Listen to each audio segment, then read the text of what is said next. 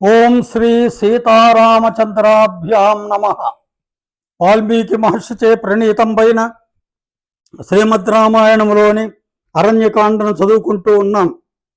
ఈ అరణ్యకాండలో ఈరోజు సుతీక్ష్ణ మహర్షిని సందర్శిస్తారు సీతారామ లక్ష్మణులు. ఆ మహాముని వారికి అతిథి సత్కారాలు చేస్తాడన్నమాట. అది మనం చదువుకోబోయేటటువంటి విషయం. రామస్తు సహితో భ్రాత్రాం సీతయా చ పరంతపః సుతీక్ష్ణస్యాశ్రమ పదం జగామ సహతైర్ద్విజైః. ఆ శరభంగ మహర్షి యొక్క ఆశ్రమంలో ఉన్నటువంటి తాపస్కులు అందరితో కలిసి రాముడు తన భార్య అయినటువంటి సీతతోనూ తమ్ముడైనటువంటి లక్ష్మణునితోనూ సుతీక్ష్ణుని యొక్క ఆశ్రమానికి వెళ్ళాడు. సగత్వా దూరమద్వానం నదీస్తీర్త్వా బహూదకా.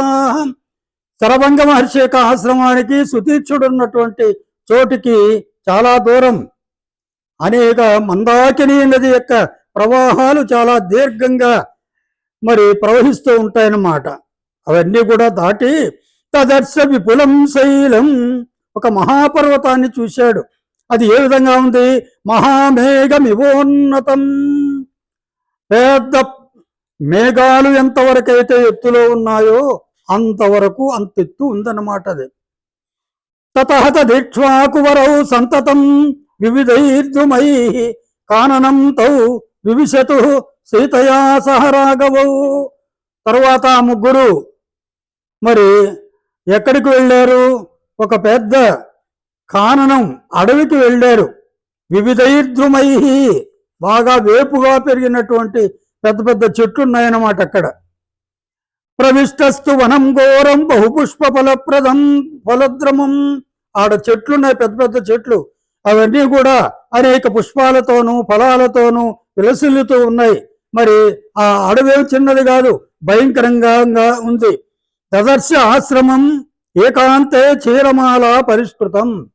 ఒక ప్రక్కన ఏకాంతంలో, ఎవరు లేనటువంటి ఏకాంత ప్రదేశంలో చీరమాల పరిష్కృతం, ఈ చీరలు అంటే నార చీరలు వేలాడదీసి ఉన్నటువంటి ఒక చోటికి వెళ్ళారన్నమాట. తత్ర తాపసమాసీనం మల పంకజటాదరం. అక్కడ తపస్సు చేసుకుంటూ ఉన్నాడు. మాసినటువంటి జటలతో రామ సుతీక్ష్ణం విధివత్ తపోవృద్ధం ఉపాసత. ఆ తపోవృద్ధుడైనటువంటి ఆ సుతీక్ష్ణుడిని గౌరవంగా వినమ్రంగా నమస్కరించే విధంగా అన్నాడు. ఏమన్నాడు ఆయనతో అంటే, రామోహమస్మి భగవన్, నేను నా పేరు రాముడు. భవంతం ద్రష్టుమాగత, మిమ్మల్ని చూడ్డానికి వచ్చాను. త్వాం అభివద ధర్మజ్ఞ మహర్షే సత్యవిక్రమాం. ఓ సత్యవిక్రమ, ఓ మహర్షి, నాతో మాట్లాడండి మీరు అని కోరుకున్నాడన్నమాట. స నిరీక్ష తతో వీరం రామం ధర్మభృతాంబరం. రాముణ్ణి చూశాడు, ధర్మవత్సలుడైనటువంటి రాముణ్ణి చూశాడు. సమాశ్లిష్య చ బాహుభ్యాం, తన చేతులు చాచి కౌగిలించుకున్నాడు.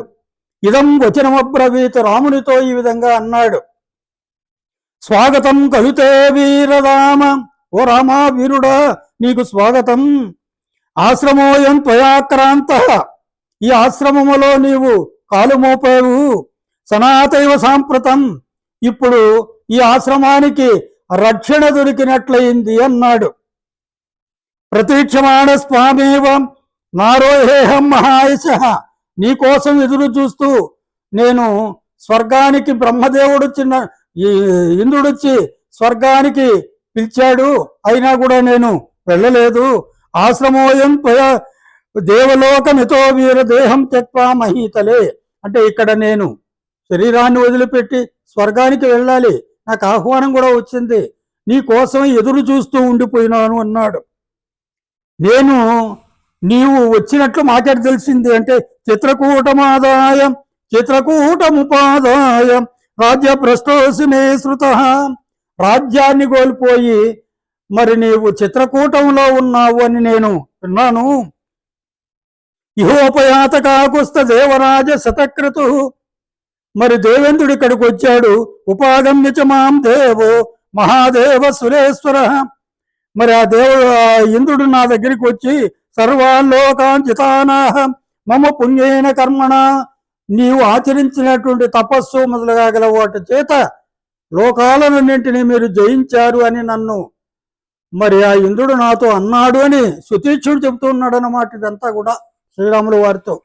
తేషు దేవర్షి తుష్టేషు జితేషు తపసామయ, దేవతలు ఋషులు సేవించేటటువంటి లోకాలను నేను జయించాను. మత్ప్రసాదాత్ సపార్యస్వం విహరస్వ సలక్ష్మణ, ఇదంతా కూడా నా అధీనంలో ఉంది. నా అనుగ్రహంతో మరి నువ్వు నీ భార్యతోనూ తమ్ముడితోనూ విహరించు అని అన్నాడనమాట.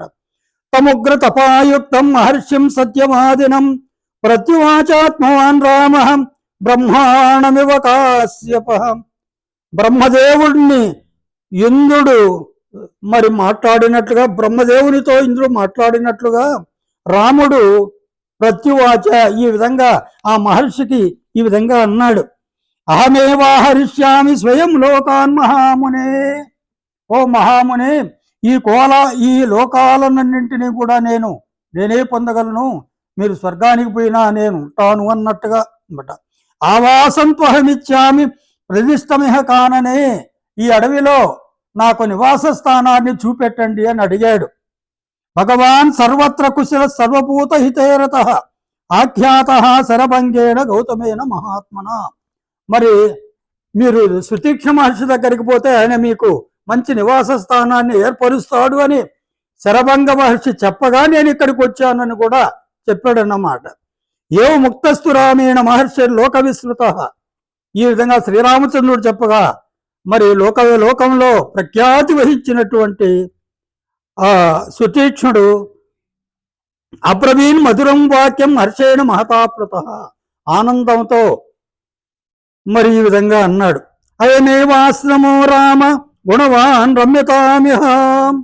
ఎక్కడికో ఎందుకు వెళ్ళడం, ఈ ఆశ్రమం ఇది, మరి ఇది ఇక్కడ గుణవాన్, మీకు కావలసినటువంటి సకల సౌకర్యాలు ఇక్కడ ఉన్నాయి, ఆనందంగా మీరు ఇక్కడ ఉండవచ్చు.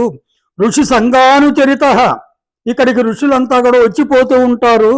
సదా మూలఫలాన్విత, ఎల్లప్పుడూ మూలఫలాలతో కూడినటువంటిది. ఇవం ఆశ్రమాగమ్య మృగసంగ మహాయశ, ఈ మృగ సంఘాలన్నీ కూడా లేళ్ల గుంపులు ఇతర మృగాలన్నీ కూడా ఇక్కడికి వస్తుంటాయి. అటిత్వా ప్రతిగచ్చంతి, నిర్భయంగా ఇక్కడ తిరుగుతూ వెళుతూ ఉంటాయి. లోభయత్వాకుతోభయా, మరి ఏమాత్రం భయపడకుండా ఇక్కడ ఉన్నటువంటి వాళ్ళందరినీ కూడా ఇవి మరి ఆనందపరుస్తూ ఉంటాయి. నాణ్యోతో శోభవేదత్ర, ఇక్కడ ఇది తప్ప మరొక దోషం ఏమీ లేదు. మృగేభ్యో అన్యత్ర విద్ధివై, ఇదొక్కడే నీకు ఆటంకపరిచేటట్టు ఇదొకటే. లేళ్ళు మృగాలన్నీ కూడా ఇక్కడ వస్తూ ఉంటాయి కాబట్టి. తత్శ్రుత్వావచనం తస్య మహర్షే లక్ష్మణాగ్రజ, ఆ సుతీక్ష మహర్షి చెప్పినటువంటి మాటలు విన్నాడు లక్ష్మణాగ్రజుడైనటువంటి శ్రీరాముడు. ఉవాచ వచనం ధీరుడై అతడు వికృష్య శశరం ధనుస్సును అల్లితోడును ఎక్కుపెట్టి ఈ విధంగా అన్నాడు. తానహంసు మహాభాగ మృగసంగాన్ సమాగతాన్ అన్యాం అన్నాడు. ఆ మృగాలన్నీ ఇక్కడికి వస్తే ఏదైనా ఆటంకపరిస్తే వాటిని నేను చంపుతాను. నిశ్చిత తారేణ శరేణ అన్నాడు. వజ్రము లాంటి పదునైనటువంటి బాణముతో అన్నాడు. భవాన్ తత్రాభిషిధ్యేతం కిం స్యాత్ కృచ్యతరం తతః, నీవు నొచ్చుకోకపోతే, అంటే దీనికి అంటే వాటిని చంపుతాను అన్నాడు కదా, దానికి నొచ్చుకోకపోతే ఏతస్మిన్ ఆశ్రమే వాసం చిరంతు న సమర్థయే, నేను ఇక్కడ ఉంటాను, కాకపోతే ఎక్కువ కాలం ఇక్కడ ఉండను అన్నాడు. ఎందుకని 14 సంవత్సరాల పాటే కదా అరణ్యవాసం అనుకునేది, అందువల్ల అంతకు మించి ఉండను అని చెప్పడం. తమేవ ముక్త్వా వరదం రామ సంధ్యాముపాగమత్, ఆ సుతీక్ష మహర్షితో ఆ విధంగా చెప్పి శ్రీరామచంద్రుడు సంధ్యాబంధం చేసుకోవడానికి వెళ్ళాడు. అన్వాస్య పశ్చిమాం సంధ్యాం తత్రవాసమకల్పయత్, సాయంకాలం చేసుకునేటువంటి సంధ్యావందనాలు పూర్తి చేసి అక్కడ ఉండిపోయాడు. సుతీక్షస్యాశ్రమే రమ్యే సీతయా లక్ష్మణేచ, ఎక్కడున్నాడు? సుతీక్షుని యొక్క ఆశ్రమంలో సీత లక్ష్మణులతో కలిసి. తతశుభం తాపసభోజ్యమన్నం. మరి ఆ సుతీక్ష మహర్షి వాళ్ళకు అతిథి మర్యాదలు చేస్తున్నాడు. శుభం పవిత్రములైనటువంటి తాపస భోజ్యమన్నం అంటున్నాడు. తపస్సంపన్నులైనటువంటి మహర్షులు పూజించేటటువంటి కందమూల ఫలాలను ఆహారంగా పెట్టాడన్నమాట. మరి ఆ రోజు సాయంత్రం సంధ్యావందనం చేసుకుని రాత్రి అయింది కదా, రాత్రి భోజనం ఆ విధంగా వాళ్లకు పెట్టి వాళ్లను శ్రీరామచంద్రునికి ఆవాసం చెప్పి గౌరవించాడు అని చెప్పుకుందాం. హరి ఓం తత్సత్.